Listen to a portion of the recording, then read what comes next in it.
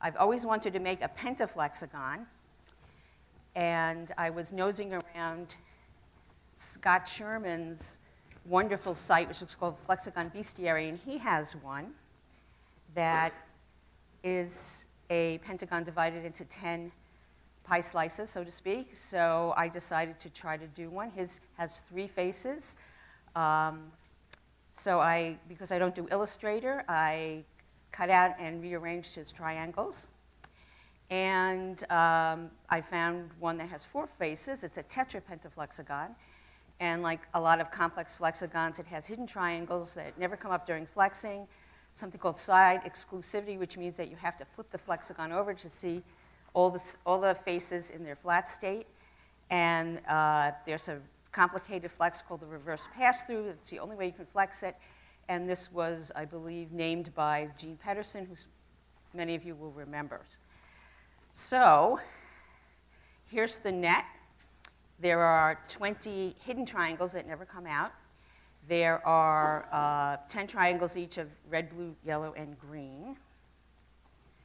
And when we fold it up, the first thing we do is fold the hidden triangles on top of each other, and this is side A and side B. You can see it starts to describe a ring decagon.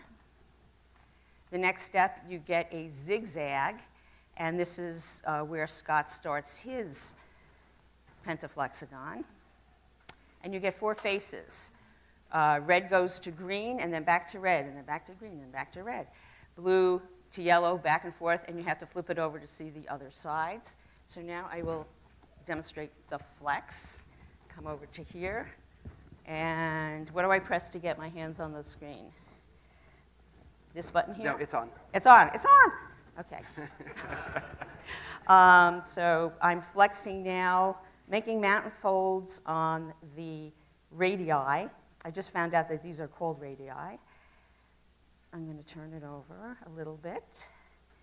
I make a star shape, and between all the rays, you have to either pull down or pull up pairs of triangles. So you can see I'm passing through yellow. Now I'm passing through red. Now I'm passing through green. Got to flip it over. And now I'm going to flex along. Let's see what opens up. Yep, the regular radii.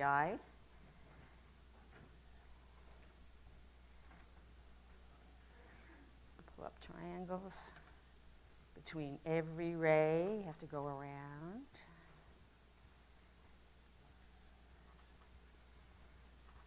And now I'm going to go to blue. So you are getting one of these in your pack. But what do you think happens if you double the strip? Anybody have any ideas how many faces, colored faces, you would get if you double the strip? Nobody? Yes. 8, yes. And how many hidden triangles?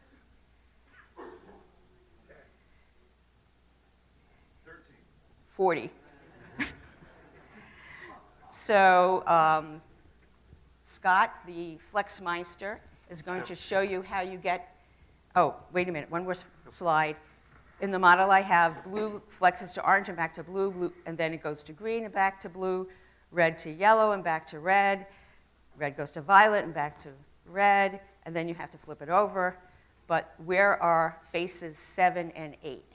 And because he's the Flexmeister from the West Coast, Scott Sherman will show you how to get faces 7 and 8, these special flex you need to do. So take it away, Scott. Back here. So Anne and I have different philosophies on flexagons. She likes the elegance of starting from a straight strip.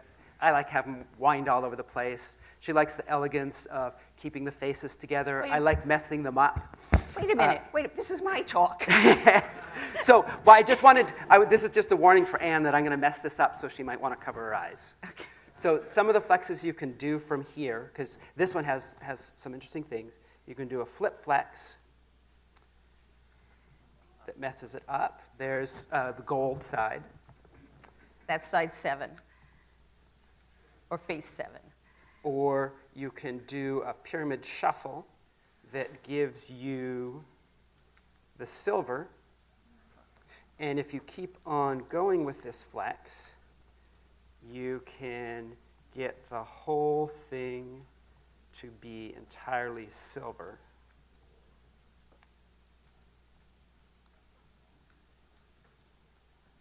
And there you go, the other sides. And now go to gold. Oh, we're out of time. We don't have time? We don't have time. So I showed the gold in the flip flex. Oh, okay, okay. So we could see all the sides. All right.